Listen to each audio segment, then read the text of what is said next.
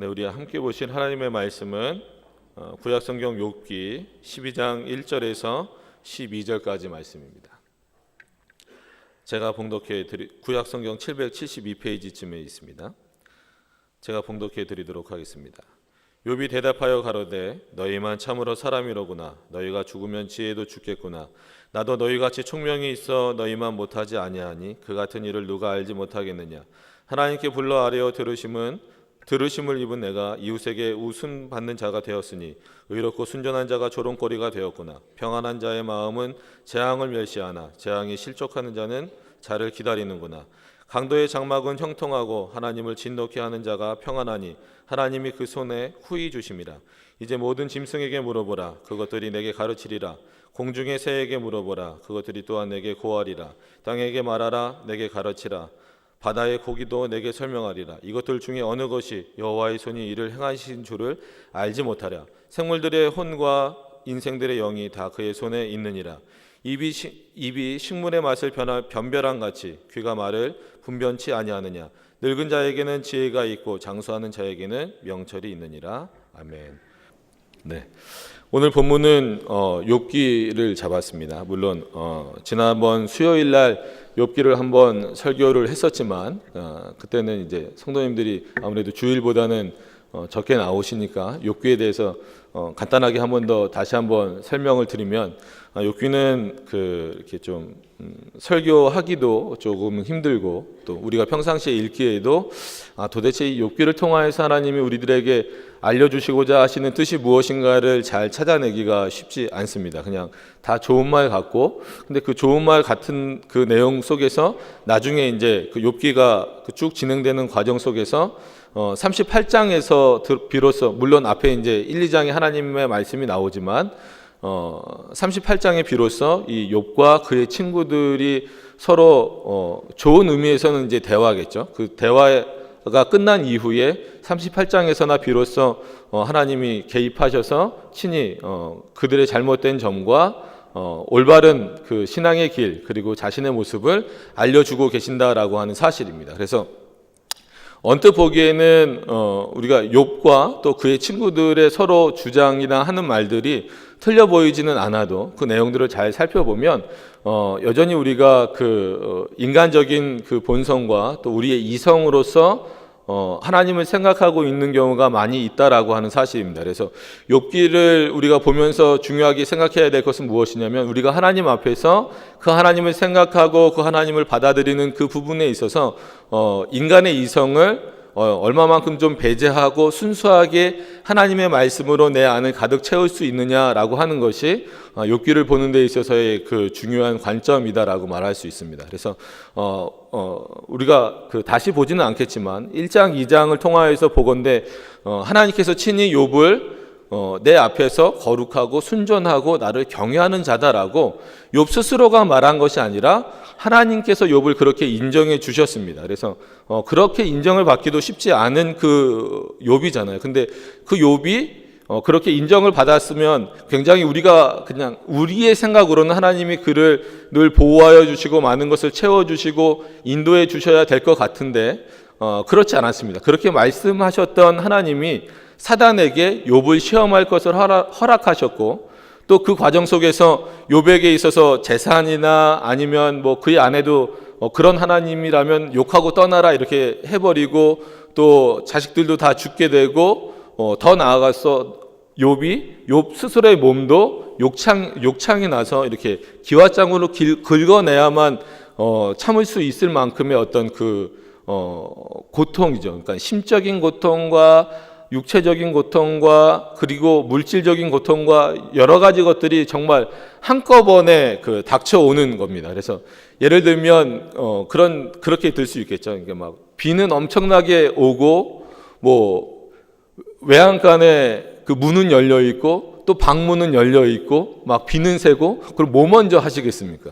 그러니까 문을 먼저 닫아야 될까요? 아니면 외양간에서 뛰쳐나간 소를 먼저 잡아와야 될까요? 물이 새고 있는 집을 먼저 막아야 될까요?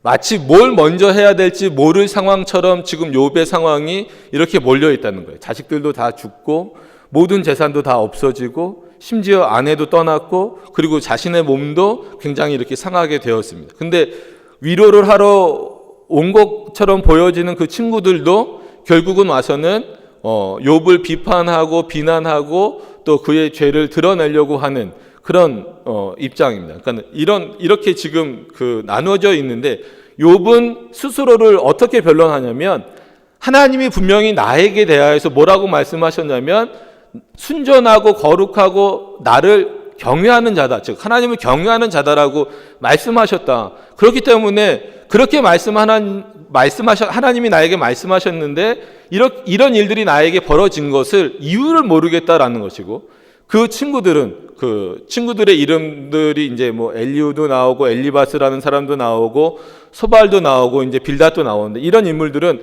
그렇지 않다. 너에게 분명히 어떤 식으로든지 죄가 있고 너가 분명히 어떤 잘못을 했기 때문에 하나님이 이렇게 말씀하셨을 것이다. 너에게 이렇게 그 형벌을 내리셨을 것이다 라고 하는 거예요. 그래서 여기에 인과응보 사상도 나오고 아니면 그 죄의 그 근원에 대한 내용도 나오고 어떤 그 교조주의적인 어떤 하나님의 말씀보다도 지금으로 말하면 교리를 올려놓거나 철학을 그 위에 올려놓는 내용들이 여기 이제 굉장히 많이 나옵니다. 그래서 우리가 고대 철학을 막 연구하면서 뭐 플라톤주의다, 뭐 아리스토텔레스주의다, 뭐 이렇게 많은 말들을 하고 있는데 그런 말을 하기 이전에 욥기가 성경에서 보면 우리가 지금 보고 있는 성경에서 보면 굉장히 마치 후대에 쓰여진 것처럼 보이지만 뒤에 이제 와서 이렇게 자리를 잡고 있어서 그렇지 쓰여진 시기는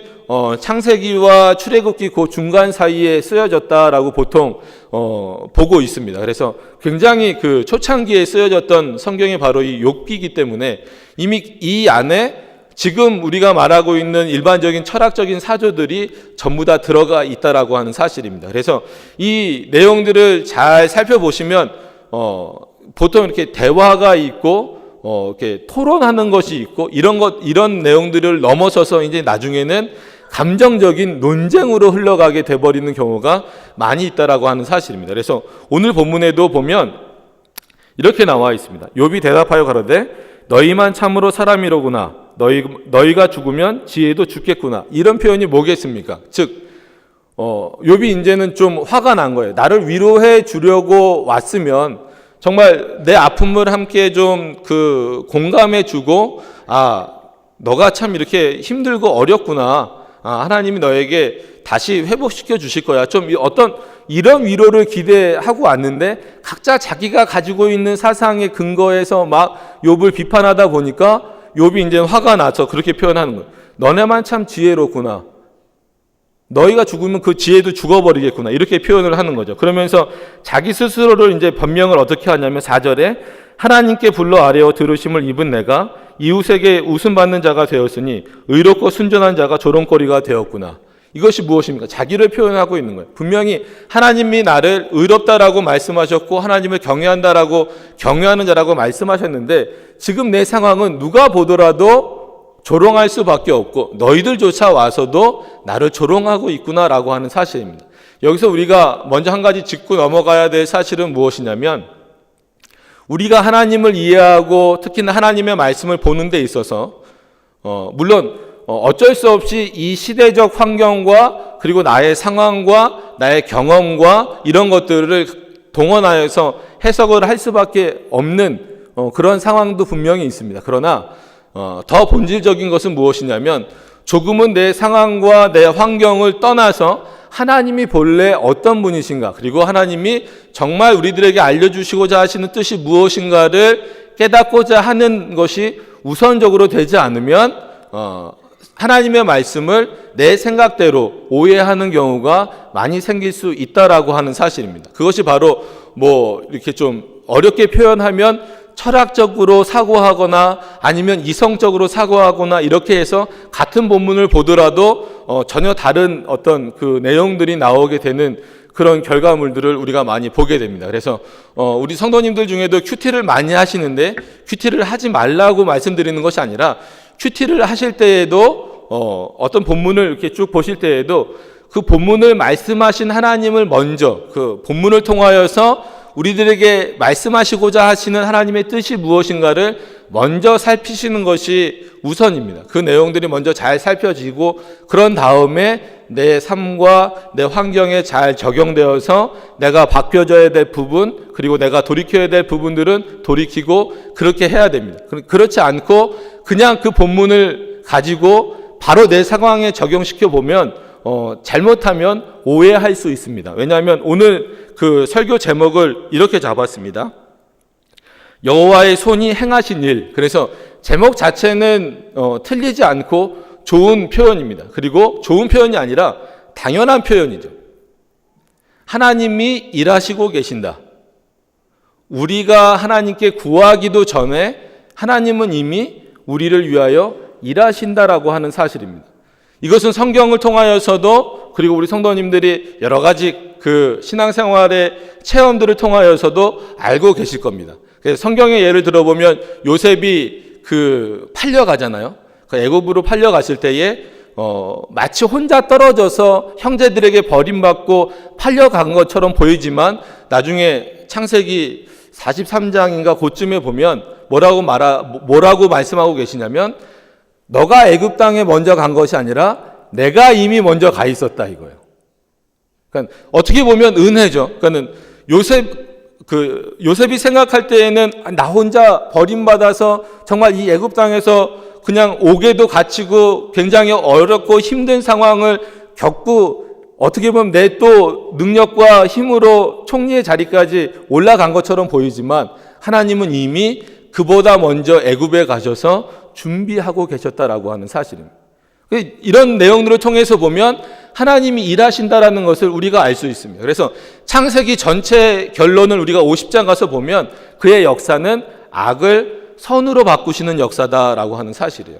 그래서 나중에 요셉의 형제들이 이제 야곱이 죽은 이후에 요셉의 형제들이 어떤 것을 걱정했어요? 이제 아버지가 죽었으니까 요셉이 우리들에게 보복하면 어떡할까 했을 때 그렇지 않다. 하나님을 믿고 있는 내가 형제들에게 그렇게 할 수 없다. 그래서 악을 선으로 바꾸시는 그런 하나님의 역사를 보게 됩니다. 이런 성경의 예들을 통하여서 볼 때에도 하나님은 이미 우리보다 먼저 앞서서 우리의 모든 길들을 예비하시고 모든 일들을 역사하시고 준비하고 계신다라고 하는 사실입니다. 그래서 욥기도 나중에 결론에 가서 보면 궁극적으로 그를 다시 회복시키시고자 하는 준비를 하나님은 하고 계시다라고 하는 사실입니다. 그러나 그렇게 준비하고 계시는 하나님에 대하여서 알지 못하고 단지 지금 내 상황과 내 처해져 있는 환경 가운데에서만 하나님을 바라보게 될 때에는 때로는 그 하나님을 오해하게 되고 때로는 그 하나님을 부정하게 되고 때로는 그 하나님이 마치 일하시지 않고 더 나아가서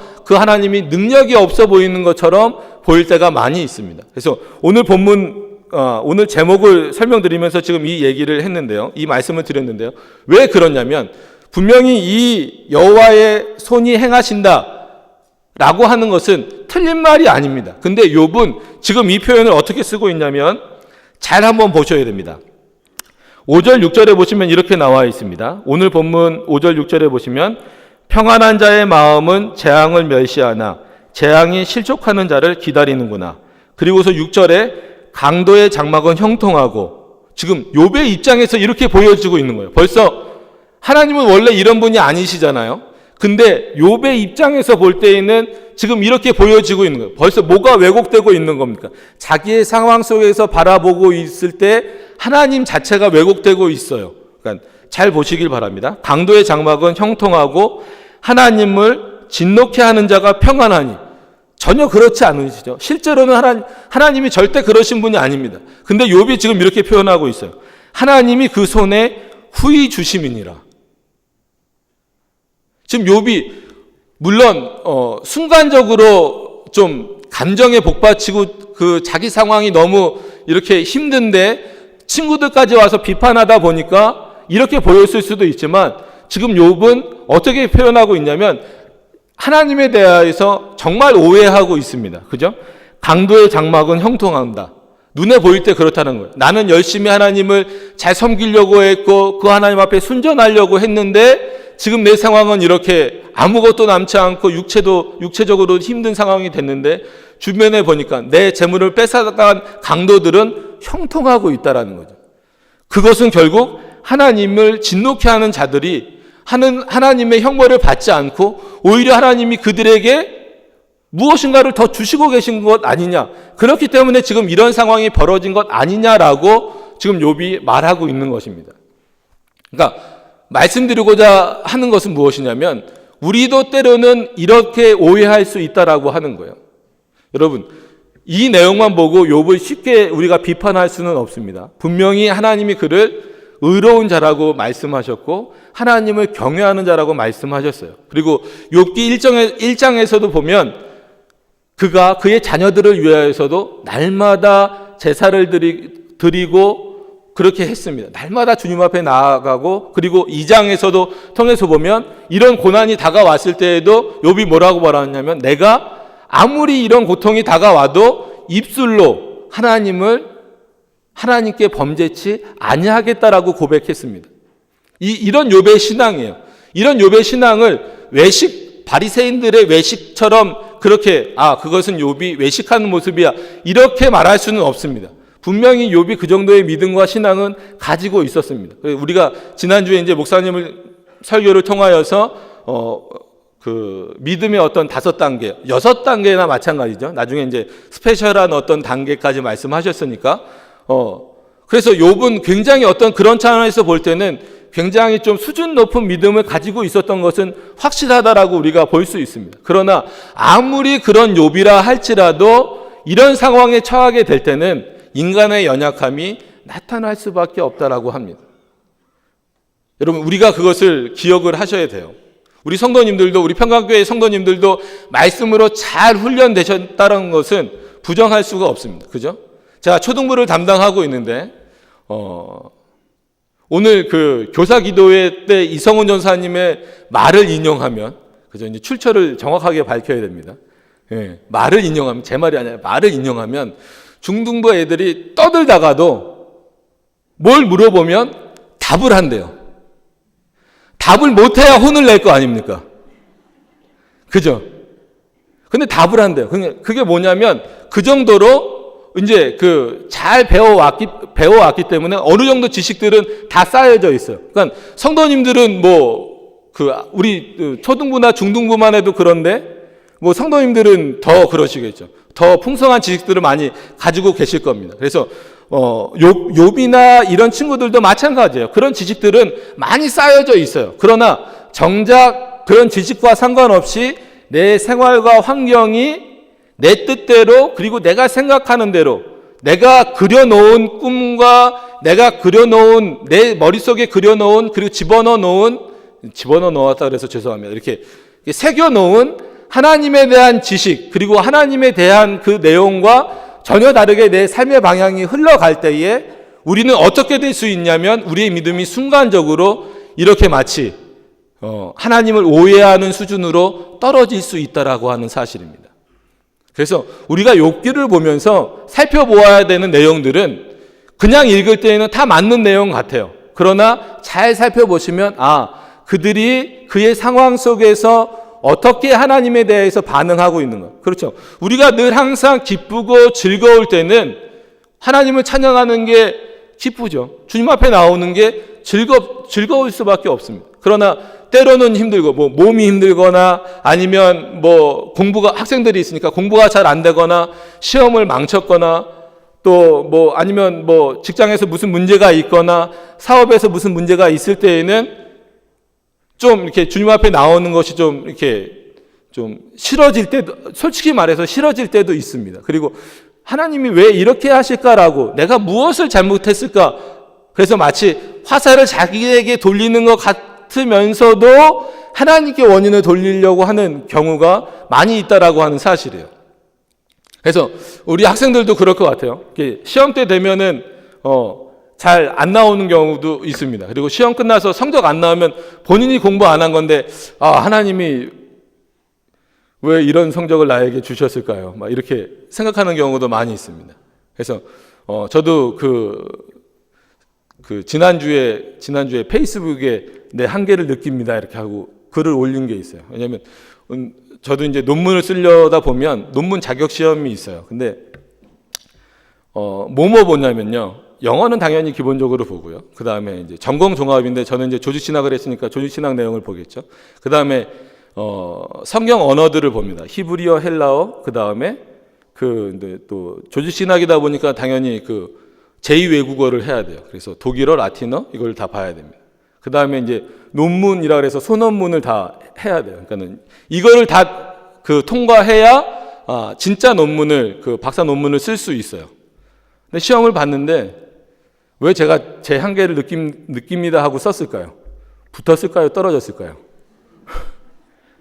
솔직하게 얘기하는 건 우리 학생들에게 꿈과 희망을 주기 위해서 떨어졌어요. 뭐가 떨어졌냐면 헬라어가 떨어졌어요.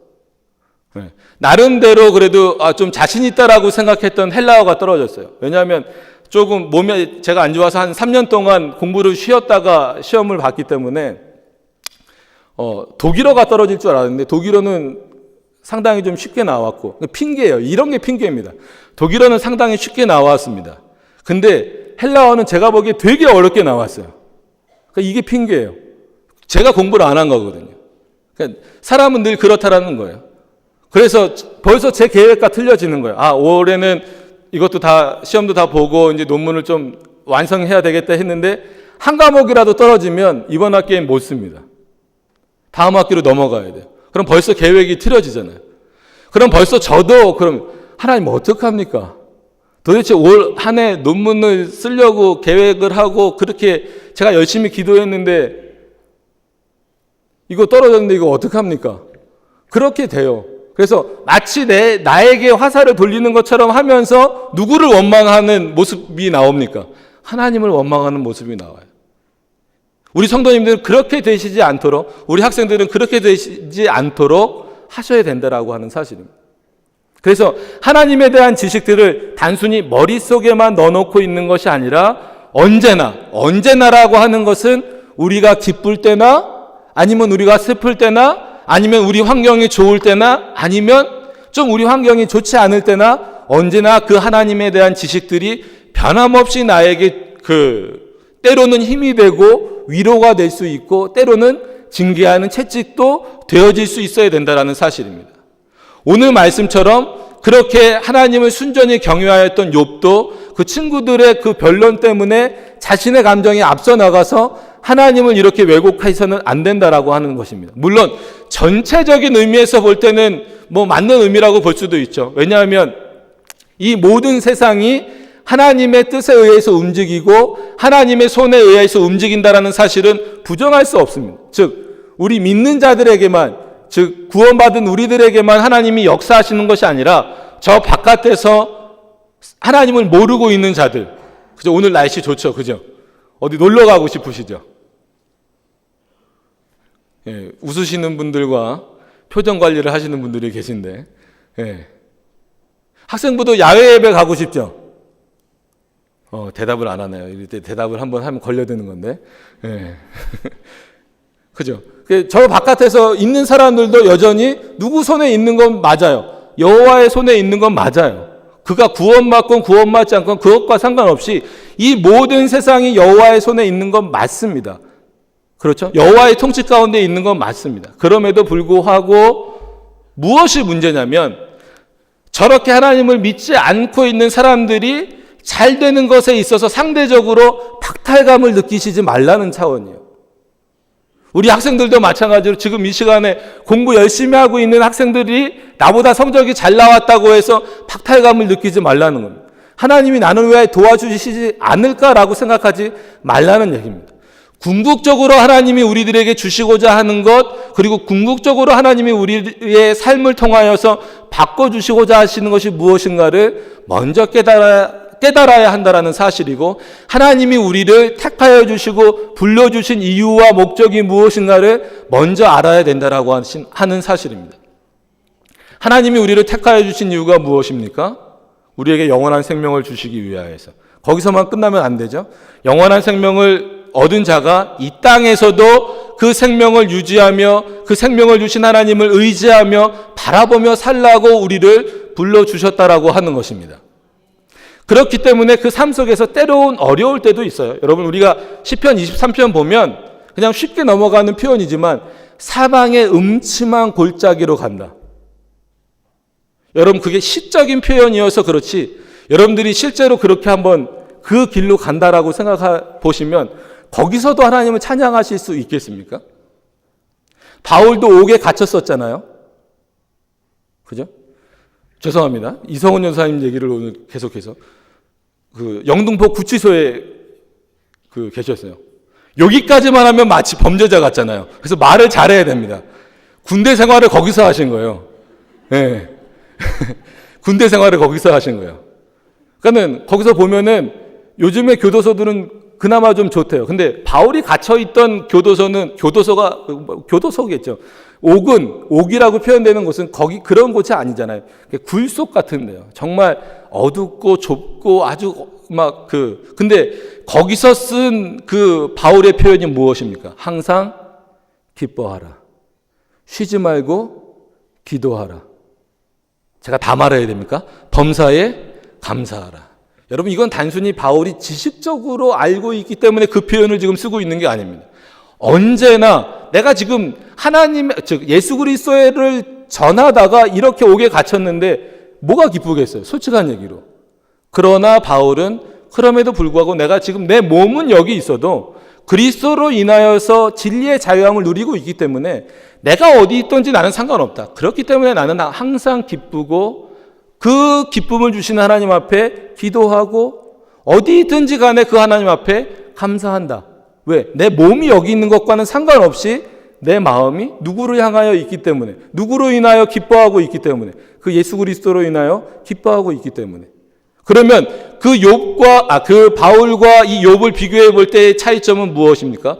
욥도 어떻게 보면 바울과 같은 하나님에 대한 지식들을 많이 가지고 있었습니다. 그러나 욥은 그 현실에 처해 있을 때, 그리고 그런 친구들과의 어떻게 보면 토론이 아니라 논쟁이, 감정적인 논쟁이 되어 버렸을 때 하나님을 약간 왜곡하고 오해하는 표현들, 그리고 더 나아가서 하나님을 원망하고, 그리고 앞에 2절에 보시면 분명히 내가 입술로 하나님을 원망하지 않겠습니다라고 말하면서 2장 3장 넘어가면서 뭐라고 말하냐면 자기의 생일을 저주하는 표현이 나옵니다. 여러분, 내가 태에서 나지 않았으면, 욥이 이런 표현을 써요. 이것 자체가 벌써 바울과 욥의 차이가 무엇인지를 우리 성도님들이 인식하셔야 된다는 사실입니다. 같은 믿음이 있어도 그 믿음이 실제로 어디에서 발휘되느냐, 어떤 상황 가운데서 발휘되느냐, 그것을 통하여서 우리가 정말 하나님이 기뻐하시는 믿음이 무엇인가를 보아야 한다는 사실입니다. 네, 오늘은 욥을 비판하고자 이런 말씀을 드리는 것이 아니라 하나님이 일하신다라는 사실은 맞아요. 그러나 그 사실을 우리 상황에 이렇게 대입해 보았을 때에 그 상황이 힘들고 어렵다라고 해서 하나님을 오해하는 일, 그리고 하나님에게 마치 그 원인을 돌리는 일을 우리가 해서는 안 된다라고 하는 사실입니다. 겸손히 정말로 자신을 돌아볼 수 있는 모습을 우리가 가져야 된다는 사실입니다. 그래서 정말 비꼬는 차원에서 아니면 원망하는 차원에서 모든 것이 여호와의 손에 달려 있다라고 말하는 것이 아니라 정말 감사하고 기쁨이 넘치는 가운데에서 모든 것이 여호와의 손에 달려 있습니다. 그가 행하시고 그가 일하십니다. 나보다 먼저 일하시고 그리고 나를 위하여서 일하시고, 물론 모든 것이 하나님의 영광을 위한 것이지만 그렇게 일하시는 분이십니다라는 것을 고백할 수 있는 그런 믿음이 우리들에게 있어야 한다라는 사실입니다. 네, 3부 때는 이 얘기 안 할 거지만 학생들이 있기 때문에 합니다. 자, 바울이 아덴이란 곳에 가서 그 철학자들과 논쟁을 펼쳤을 때에 많은 이제 후대 신학자들이나 이런 사람들이 보기에는 실패한 것처럼 보입니다. 그래서 물론 실패한 것으로 봐도 무방하지만 어떻게 보는 것이 조금 더 적이냐면 철학자들과 아무리 얘기해봤자 하나님의 말씀이 통하지 않아요. 바울이 그것을 직접 보여주고 있는 거예요. 이것은 무엇이냐면요, 어렵게 표현했으니까 철학이지 쉽게 표현하면 이성이고, 더 쉽게 표현하면 그냥 내 생각입니다. 내 생각. 그러니까 내 생각으로 하나님을 먼저 딱 생각해 놓으면 하나님의 말씀이 진리인 하나님의 말씀이 들어왔을 때 오히려 내 생각에 자리 잡고 있는 것이 그것을 딱 받아쳐내는 경우가 있다라는 사실이에요. 그래서 어렸을 때부터 하나님의 말씀을 아주 정확하게 철저하게 기초부터 단단히 잘 배워나가는 것이 중요하다라고 하는 사실입니다. 욥기의 문제는 뭐냐면 자신의 생각에 하나님의 말씀을 살짝 덮어놓은 게 문제입니다. 그죠? 욥을 비유로 들면 내가 의인이다라는 것을 버리지 않아요. 끝까지 버리지 않습니다. 거기에 하나님의 말씀을 살짝 덮어서 계속 변론을 해요. 소발이라는 사람도 어떤 그 교리적인 내용을 딱 가지고 그 위에 딱 덮어놓습니다. 하나님의 말씀. 빌닷도 그렇고 또 엘리바스라는 사람은 인과응보 사상이 있잖아요. 이것에 철저하게 딱 덮어놓고 있어요. 그러니까 이런 식으로 하나님의 말씀을 받아들여서는 안 된다라고 하는 사실입니다. 계속해서 바울과 비교하는 것은 무엇이냐면 바울은 그러나 모든 것을 버리고 배설물처럼 버리고 마치 아무것도 남지 않은 백지 같은 상태에서 하나님의 말씀을 쌓아갔다는 거예요. 이게 결코 쉽지 않거든요. 내가 그동안 배워왔던 게 있고 내가 해왔던 경험들이 있는데 그것을 다 무시하고 백지 같은 그 순수한 상황에 하나님의 말씀을 쌓아간다는 것은 쉽지 않습니다. 그래서 만약에 하나님의 말씀과 여러분들의 우리 성도님들의 이성이 충돌된다면 뭘 버려야 될까요? 충돌되는 이성의 생각을 버려야 정상입니다. 근데 현대를 살고 있는 많은 사람들이 뭘 버리려고 합니까? 내 이성과 하나님의 말씀이 충돌될 때에 하나님의 말씀을 버리려고 하는 경우가 많이 있어요. 철학자들은 철학적인 사상으로, 과학자들은 과학적인 어떤 내용으로서, 사회학자들은 사회학자적인 내용으로서 하나님의 말씀을 버리려고 하고 있습니다. 그런 세상과 그런 문화가 지금 이 시대를 지배하고 있습니다. 이런 문화 가운데에 우리가 정말 정신을 차리지 않고 하나님의 말씀을 보지 않으면 마치 내가 하나님의 말씀에 서 있는 것 같지만 어느샌가 뒤돌아서 보면 내 생각 위에 하나님의 말씀을 살짝 덮어놓은 경우가 훨씬 많이 있다라는 사실입니다.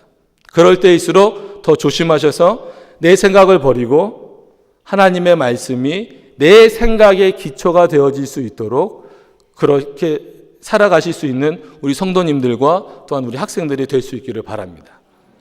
그래서 물론 하나님은 우리를 형통케 하시는 분입니다. 그러나 때로는 우리의 생각과 같이 우리가 생각하는 대로, 우리가 계획하는 대로 되지 않는다라고 해서 그 풍성이 가지고 있는 하나님에 대한 지식을 가지고 하나님을 원망해서는 안 된다라고 하는 것입니다. 오히려 그 지식이 이런 상황들, 때로는 어렵고 힘든 상황들이 다가올 때에 그 지식이 나를 위로하고 그 지식으로 말미암아 또 은혜가 되어지고 또한 그것을 깨닫게 하시는, 그래서 성경을 깨닫게 하시는 분은 내 의지가 아닙니다. 내 의지적 믿음이 아니에요. 누가 성경을 깨닫게 하십니까? 성경을 기록하게 하신, 그리고 영감하여서 기록하게 하신 성령께서 깨닫게 하시는 거예요. 그래서 우리 성도님들 기도하시길 바랍니다. 늘 말씀을 묵상하실 때에 이 하나님의 말씀을 내 이성대로 아니면 내 상황과 환경대로 판단하지 않게 하시고 오직 성령께서 이걸 조명이라고 부릅니다. 조명.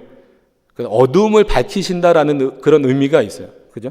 조명하신 대로 하나님의 말씀을 깨달을 수 있도록 인도해 주세요라고 기도하시면서 하나님의 말씀을 묵상하신다면 그 풍성이 갖고 계신 하나님의 지식과 더불어서 어느 상황에서든지 늘 그 하나님을 원망하지 않고 하나님께 모든 원인들을 돌리지 않고, 그러나 우리가 여전히 하나님의 일하심 속에 있다라는 것을 믿으면서 그것으로 인하여서 감사하고 즐거워할 수 있는 믿음을 소유하실 수 있을 것이라 생각을 합니다. 그런 성도님들이 되시길 바랍니다. 그래서 이건 신앙적인 교만을 가지시라는 얘기가 아니라 그 믿음의 든든한 기초 위에, 흔들리지 않는 믿음의 기초 위에 든든히 서 가실 수 있는 우리 성도님들이 되셔서 어느 상황 가운데서든지 흔들리지 않는 그러한 정말 여호와가 모든 것을 하십니다. 나는 그냥 뒤에서 바라보겠습니다. 이것이 아니라 그 모든 것을 하시는 여호와에게 늘 나는 순전하고 경외하는 자로 있겠습니다라고 하는 고백을 하실 수 있는 우리 성도님들과 학생들이 되시기를 바랍니다. 기도하도록 하겠습니다. 우리 이 시간에 함께 기도하실 텐데요. 오늘 함께 나누신 말씀처럼 내 생각이 하나님의 말씀을 밀어내지 않고 오히려 하나님의 말씀이 나의 잘못된 생각들을 밀어내어서 내 생각 속에, 내 의지 속에, 내 믿음 속에 오직 하나님의 말씀만이 자리 잡아서 하나님의 말씀으로 생각하고 말하고 행동할 수 있는 그러한 하나님의 백성들이 되게 해달라고, 그리고 여호와의 일하심을 기쁨과 즐거움으로 바라볼 수 있는 그러한 신앙인들이 되게 해달라고 우리 시간에 주여 한번 부르시고 기도하시도록 하겠습니다. 주여, 은혜가 풍성하신 하나님 감사를 드립니다. 주님만을 더욱더 의지하게 하여 주시옵시고